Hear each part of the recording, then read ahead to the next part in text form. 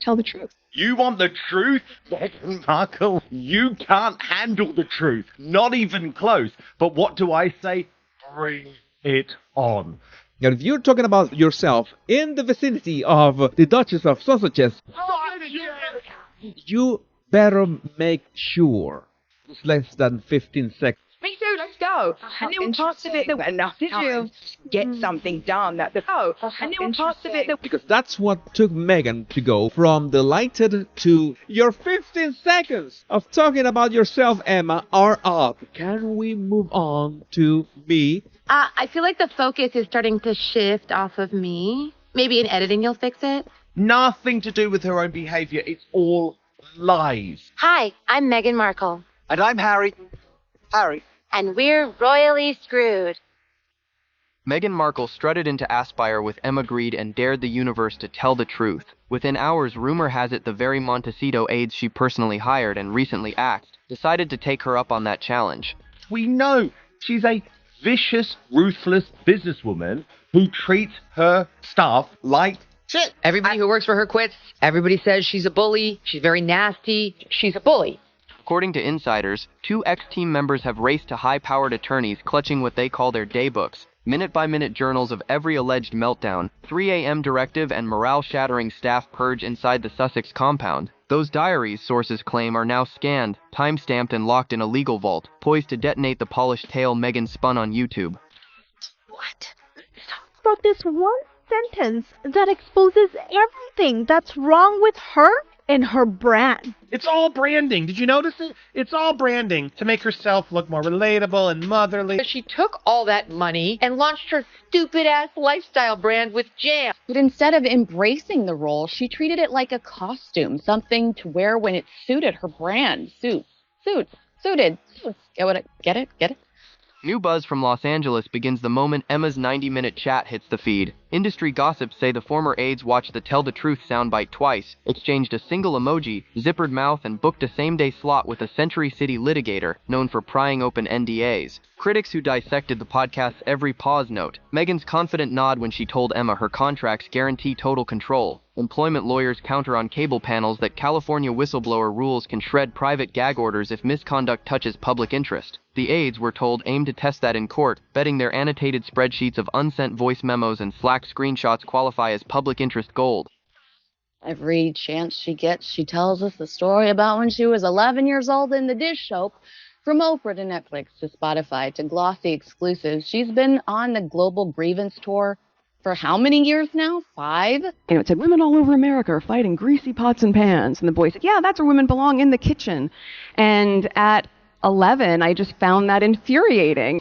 She starts talking and telling a story about how when she was 11, and she keeps saying, well, when I was 11, I saw this commercial, and they were talking about washing dishes, and only soap for washing dishes was for women.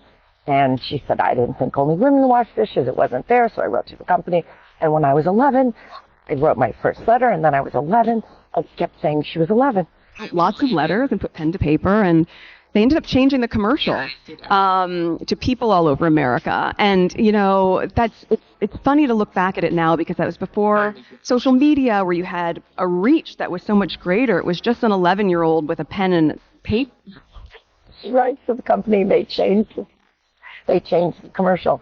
And I go, excuse me, I'm so sorry. I just interrupt you there for 1 minute. I was trying not to be rude, but I wanted to be funny because it was so serious.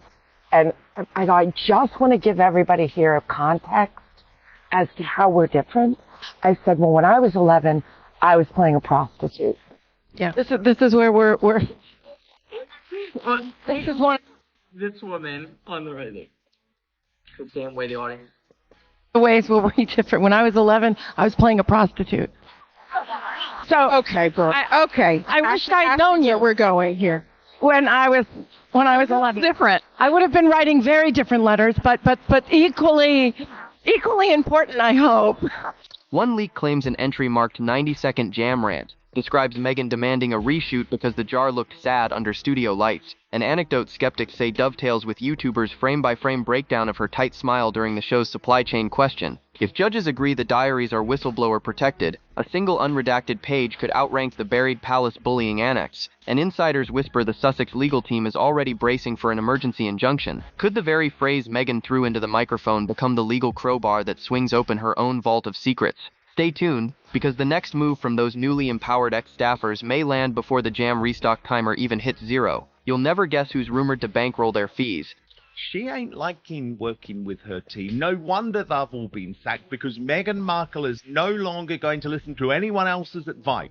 Fresh whispers swirl that one of those daybooks contains a color-coded page titled Aspire Prep, and the margin notes alone could upend Meghan's carefully curated podcast persona. A Hollywood source familiar with the AIDS files says the Duchess spent 47 minutes of a 2-hour production call rehearsing the 5-word mantra, my vision, my brand, while staffers scribbled warnings that her calm tone cracks when Emma mentions failure rates. Body language pundits have since seized on that moment, replaying Meghan's rapid blinks and jaw shift after Grade's gentle query about risk. Their verdict: micro-stress. Critics on talk radio extend the dissection, arguing that the anecdote supports a long-running narrative of nerves masked as mastery. Meanwhile, entertainment lawyers not connected to the case speculate that if the aides' annotated rehearsal logs surface, they could be introduced as contemporaneous evidence of undue pressure, especially the bullet where an assistant purportedly flags a voice note at 0310 capturing Meghan muttering that she'll never be Martha if the lighting team keeps washing out the jam. That line, league insiders tease, matches wording in a leaked draft email. All that Britain demands in return is that we keep these two. These two, Meghan and Harry, are the worst. The hypocrisy beyond anything I've ever seen. Every week, I'm genuinely surprised by what happens with the Sussexes. They are the most entitled, disingenuous people on planet. Emma allegedly received praising her for holding space when Meghan's energy spiked. Skeptics caution the leak is unverified, yet the timing syncs with YouTube analysts who noticed Meghan's smile flicker precisely when Grade compared her to Gwyneth Paltrow. Add to that the uproar after body language channels highlighted the Duchess's quick side-eye during Serena Williams' name drop, and you have a dossier of microtells that pundits claim the diaries could corroborate. Negotiation chatter heats up. 2 streaming rivals, one in Burbank, one in Culver City, are rumored to be weighing 6-figure offers for exclusive dramatization rights should the aides go public. A Fox unit insider even jokes they already storyboarded the jam jar that looked sad. If those bids materialize, Meghan's control clause might collide with another California statute favoring speech about workplace culture. Will a bidding war for behind-the-scenes receipts push the ex-staffers to file sooner, and could a streaming giant force the truth into the open before the courts do? The clock is ticking, and insiders insist a surprise motion could hit the docket by Friday. New intrigue detonated overnight when a freelance audio tech contracted, insiders claim for episode 6 of Aspire, privately circulated a waveform screenshot said to capture Meghan stopping mid-sentence, lowering her mic and whispering, "Delete that, they'll twist it." The leak, still unverified, allegedly aligns to the timestamp where Emma Grade had just pressed about imposter syndrome. Commentators were calling that broadcast remember an abrupt edit and a jolt in background ambience, and now argue the aide diaries could explain the splice. The beginning of that clip where she's like, she just wanted to be a pretend princess in Hollywood, so she split her husband off from his royal family. Wasn't there some speculation that she was on Epstein's yacht at one point in time? Listen, I brought Meghan Markle, whatever her name is, to my Deal or No Deal celebrity golf tournament. One former Spotify producer briefed secondhand on the Montecito workflow, maintains Meghan's team kept a standing policy, flag any moment where she shakes her head while saying yes, because body language channels pounce on that. The text screenshot, if genuine, proves the crew logged those cues in real time, fuel for litigators eager to show how much energy went into narrative control. Across the pond, British morning shows are giddy. Royal analysts pull up that same Aspire clip, freeze-framing the second Emma remarks, "People are saying you're the next Martha Stewart," and Meghan responds with that tight-jawed, "Oh yeah," before blinking 5 times. Tabloids now speculate the AIDS journals might include a color legend for blink clusters and jaw set, mapping each to stress triggers like Martha references, Serena name drops, or any mention of sales figures. Meanwhile, the newly resurfaced twerking in labor video keeps ricocheting through commentary circles, with critics noting Meghan's defensive "it was 4 years ago" explanation oddly mirrors the rehearsal note that an assistant reportedly wrote. If cornered, timestamp the memory, minimizes scrutiny. Lawyers watching from London suggest that if pattern evidence of scripted deflections emerges, the Sussex brand's authenticity plank could wobble just as new as ever products are scheduled to drop at month's end. And hovering above it all, Paramount insiders whisper that South Park writers received an anonymous envelope last Thursday marked Aspire Raw Take, sparking rumors of a Meghan megaphone cameo being revised again. If the cartoon scalpel truly tastes fresh material, the Duchess might soon face another pop culture roasting, timed perfectly with any legal unsealing. Will the rumored audio file leak to the press before Paramount's animators hit render? The next ripple could land within hours, leaving palace aides and Montecito lawyers bracing for impact.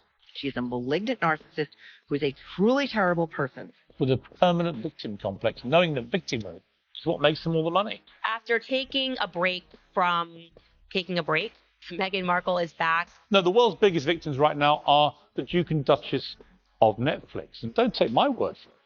Fresh sparks erupted this morning when a self-described former RQL strategist slid into a pop culture newsletter's DMs, claiming Meghan's celebrated farmer's market anecdote was, in her words, focus grouped twice and punched up by a ghostwriter who tested 3 different veggie names for cuteness. The strategist, whose identity remains unverified, alleges that rehearsals included a whiteboard headed Adorable Americana moments, and that the now famous kid-selling produce line defeated alternatives involving lemonade and homegrown sunflowers because it tracked best with the wholesome hustle demo. If that clipboard ever surfaces, critics grumble it could validate the body language guy's observation of a micro-grimace when Meghan described the stand to Emma. Royal podcasters have already cued side-by-side clips. On Aspire, Meghan coos about counting cash with Archie. In last year's Variety Q&A, she stressed teaching him gratitude, not currency. Commentators now ask whether the AIDS Day books log any internal debate over pitching the Sussex children as mini-entrepreneurs, especially after Meghan expressed annoyance during the interview that Lily's dresses were generating affiliate sales she could not capture. Media lawyers caution that if those journals really hold margin notes like pivot to kids for relatability or flag Emma's money question, they might undermine Meghan's public claims that authenticity drives every edit. Meanwhile, YouTube breakdowns of the podcast's infamous Jam origin story keep gaining traction. One viral creator slowed the audio and insists he hears a second voice, possibly a producer, murmur say happy, not tasty, right after Meghan recalls friends praising her preserves. No official confirmation, yet the speculation dovetails with chatter that Aspire's raw tracks ran through at least 4 post-production sweeps, 2 more than normal, to scrub any crew prompts. The bigger bombshell, insiders hint, is that the ex-UM's diaries supposedly list the exact software plugins used to warm and soften Meghan's tone, complete with weekly invoices. If subpoenas pry those invoices loose, analysts predict a round of headlines about audio airbrushing just as Ever's second collection goes live. Could the Duchess's carefully curated warmth morph into Exhibit A in a credibility debate? Rival PR teams smell opportunity, and one Beverly Hills consultant says a quiet scramble is underway to trademark parody slogans riffing on Tell the Truth. Which studio will seize that pun first, and will the Sussex lawyers try to shut it down before it hits late-night monologues? The dysfunctional Duchess who she says she runs businesses, the woman couldn't run a bar. As ever essentially means as it's always been. Half of her friendships are, do you have a private jet or not? Oh, great, I'm your best friend now. Breaking right now, as ever, might as well be renamed to as never. Late last night, chatter spiked when Barrister X, a Twitter handle tied to a mid-tier London chambers, floated that 2 Los Angeles law firms have drafted provisional motions to compel discovery of Archewell's internal Slack channels, pointing specifically to an April exchange allegedly titled Jam Math. According to the anonymous thread, junior staffers begged to see hard forecasts before filming the now mythic berry-stirring B-roll, warning that an 80% sell-through on under 1,000 jars would invite dunk culture. The leak dovetails with Dan Wooten's on-air claim that Netflix executives privately groaned over the tiny inventory, joking the only thing scarcer than jars was authenticity minutes in the edit. While Sussex reps remain silent, palace mavens whisper the royal household is quietly pleased. Every credibility bruise for Meghan, they argue, weakens any future tell-all. Yet spin from Montecito persists. One friendly columnist insists the small drop was mindful luxury, though internal critics counter that bulk orders were off the table because Meghan's preferred organic pectin ran out. That shortage story, skeptics note, never surfaced on Aspire, prompting body language analysts to replay Emma's follow-up about restock pace, flagging Meghan's rapid double blink and chin tuck. Meanwhile, the rumored daybooks may detail a frantic 48-hour hunt for substitute pectin, climaxing in a 2 a.m. text chain where Harry, allegedly half asleep, offered military-grade ration jelly as a placeholder. Commentators are already mocking the idea of royal MRE jam, but IP lawyers caution that if the texts exist, they could breach Apple's iCloud subpoena gateway and land in discovery alongside the aide's Google Drive of storyboard revisions. Adding spice, a Hollywood sound tech just told a niche podcast he was approached to record organic kitchen noise in post because the original pot sounded too echoey, implying even the clinks might have been sweetened. If proven, such Foley fakery could mirror the Oprah fact-check fiasco, reigniting debate over whether Meghan's mission is transparency or theater. Investors eyeing As Ever's rumored summer scone mix now wonder, will each crumb be vetted by marketing or by microbiologists, and which trail of emails will a judge deem material? With murmurs of early mediation talks swirling, the next legal filing could decide whether those locked-away diaries stay sealed or explode across tabloid front pages, rewriting the narrative before autumn drops. Trying to make ourselves into a brand just turn us into products. We don't need to be a brand, do we? Everyone says they don't have time to make homemade meals, but you just have 3 nannies, 2 butlers, a housekeeper, a driver, and a full-time personal assistant. You have all the time in the world. Stop making excuses and start moving snacks from one bag to another. Body language sleuths pounced next, and their verdict landed harder than any court brief. Within the 89th minute of Aspire, Meghan's smile supposedly freezes into a boxy mask the instant Emma praises Serena Williams' empire. An unguarded half-second, the body language guy spliced into a slow-mo meme that went viral before sunrise. Commentators frame that flicker as a tell of brittle ego, arguing it dovetails with the aide's claimed notebooks, where one page allegedly logs a post-recording gripe that the host fangirled Serena too loudly. Skeptical, Dan Wotan swears ITV producers replayed the clip frame by frame and clocked a micro scowl lasting 0.3 of a second, while Angela Levin quipped on GB News that the Duchess looked as if someone had served grape jelly at a Fortnum's tasting. Even Robert Jobson, usually measured, told a breakfast panel that the move felt like a subconscious veto against sharing spotlight. Meanwhile, the leaked Slack snippet about authenticity minutes gained traction when a freelance sound engineer posting anonymously on Reddit claimed he was hired to recreate Wooden Spoon ambience because the original take was filmed in a tiled prep space, not the cozy Montecito kitchen viewers were shown. If that redub happened, critics say it undercuts Meghan's on-air insistence that social media finally lets her share on her own terms. Factor in those rumored discovery motions, and analysts predict a courtroom tug-of-war over every WAV file and metadata stamp. Across the pond, palace courtiers, still irked by the tell-the-truth jab, see karmic symmetry. The more Meghan trumpets transparency, the more third-party technicians pop up with tales of retakes and ADR. Yet Sussex allies push back, arguing high-end productions always sweeten audio, calling the fuss willfully naive. Investment blogs, however, note that As Ever's valuation assumptions hinge on a clean docu-lifestyle halo. Any perception of manufactured moments could spook potential distributors who bank on farm-to-table credibility. Over in Hollywood, one streaming rival is said to be pricing a satirical pilot titled Duchess Difficult, pitching it as Veep meets Barefoot Contessa. If Netflix gets wind, insiders whisper, contractual clause about portrayal could be triggered, and that, experts warn, might yank the Jam empire into a whole new PR firestorm. But the next blow may not come from satire at all. Word is the California Labor Board just received an anonymous tip about unpaid intern hours logged during the supposedly family-run tasting shoot, setting the stage for another potential subpoena. Reality is she's a grifter. Fake it till you make it. PR motivated, money motivated. She wants us to listen to her like she's a founder because she took all that money and launched her stupid-ass lifestyle brand with Jam. What brand survives when production invoices, body language memes, and labor audits all converge? The answer may hinge on a single calendar entry buried inside those daybooks, and everyone's guessing which date it is. Fresh chatter jolted the rumor mill when 2 Los Angeles paralegals, both former externs at a high-profile entertainment firm, privately alleged they'd been approached to index and color-code a tranche of Montecito correspondence that could rebut hostile fact-checkers before Aspire's second season drop. One extern, speaking via an encrypted voice app, claims the cache includes midnight Slack exchanges in which a senior brand consultant begs Meghan to trim the imposter syndrome spiel, warning it played tone-deaf during test views in Toronto. That advisement, the extern says, was ignored, then resent 5 hours later with the line client prefers full affirmations. Critics jumped, insisting it buttresses the Sun's weekend splash that Meghan routinely vetoes any edit hinting at self-doubt. Sussex reps dismissed the whole story as creative fiction, yet the timing looked awkward.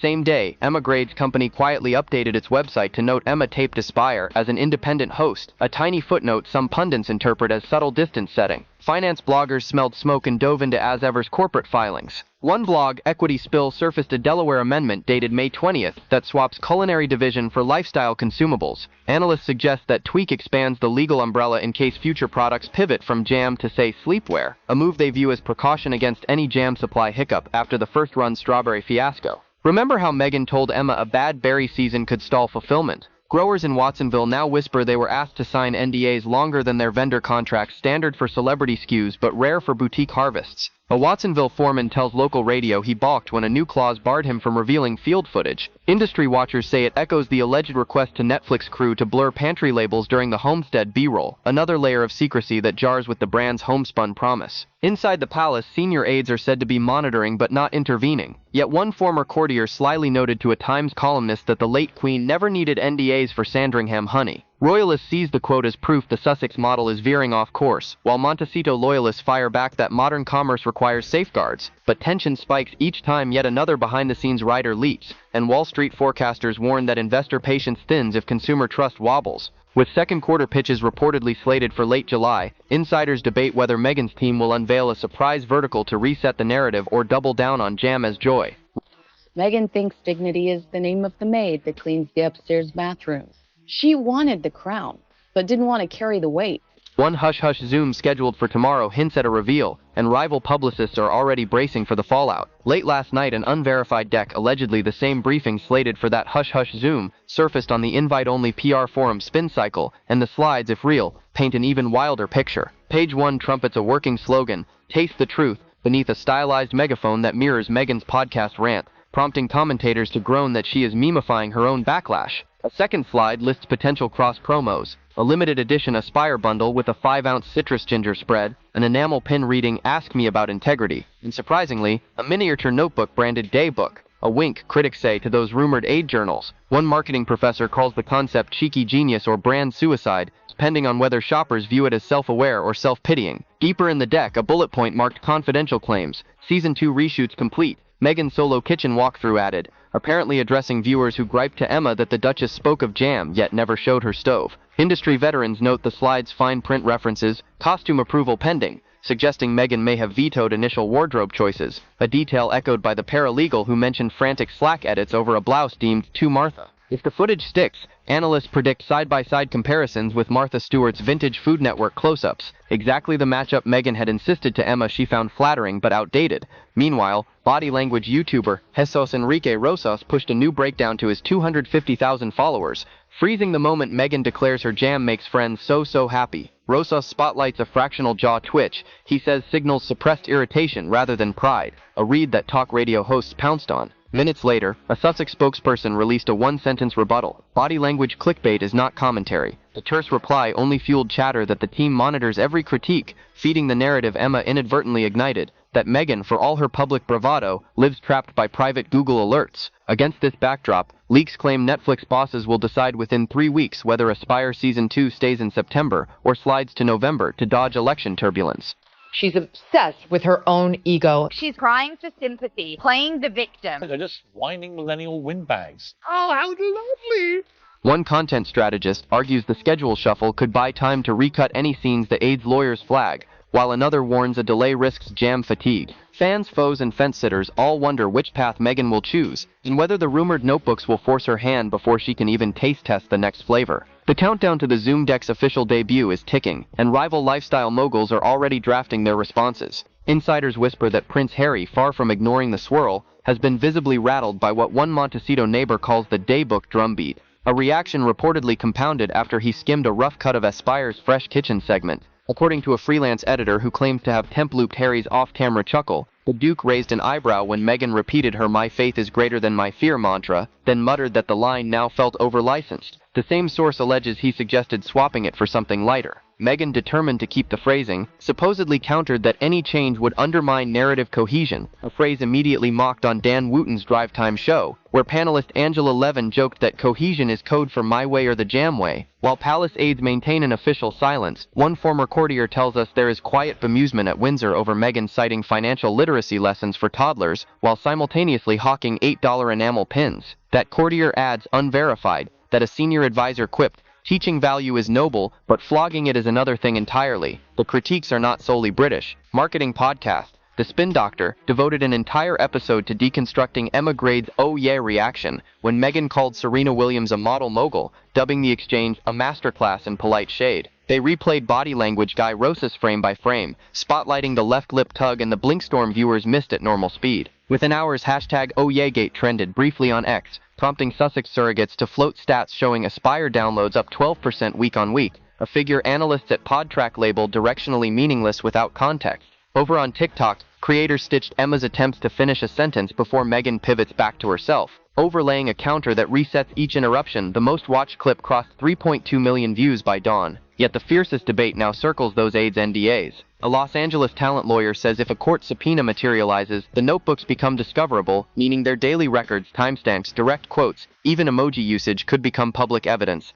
Meghan's camp reportedly fears cherry-picked lines leaking first, forcing reactive spin. One crisis PR veteran muses the Duchess might preemptively quote her own staff in season 2 to disarm the bomb, though skepticism reigns over whether Netflix would greenlight that gambit. Decision day looms, and every camp is digging trenches, but the aide's attorneys have hinted that a single discovery motion could drop faster than a sold-out sampler box, leaving the Duchess with one final card to play and barely any time to shuffle. Insiders closest to the dueling legal teams insist the next 48 hours could decide whether those daybooks stay locked or roar into public view, and the tension is fraying tempers on every side. One Beverly Hills fixer familiar with high-stakes settlement talks claims Meghan's attorneys floated a good-faith mediation package that would see the aides paid off quietly and the notebooks shredded in exchange for a broad non-disparagement clause. But the aides' lawyers, said to be scenting a blockbuster in open court, have so far balked. Meanwhile, Netflix executives are reportedly bracing for either outcome. If the diaries leak, they plan to recut Aspire's already finished Season 2 trailer to include a split-second teaser of Meghan reviewing files in her home office, hoping to spin scandal into eyeballs. If the diaries vanish, the trailer will lean harder on family kitchen coziness, resurrecting that honey-hued shot of Harry sautéing peppers while Meghan taste-tests jam. Social chatter suggests viewers smell a scripted pivot either way, and rival streamers are lining up popcorn memes. Across the pond, royal courtiers are gaming out responses of their own. Two Kensington strategists, speaking anonymously, say William's team will likely stay publicly silent, but is privately noting every contradiction that surfaces, especially anything touching Catherine's bridal party dress saga, to bank for future credibility moments. A palace aide also hints that should Harry attempt a surprise London visit to soothe tensions, security and optics hurdles would be formidable,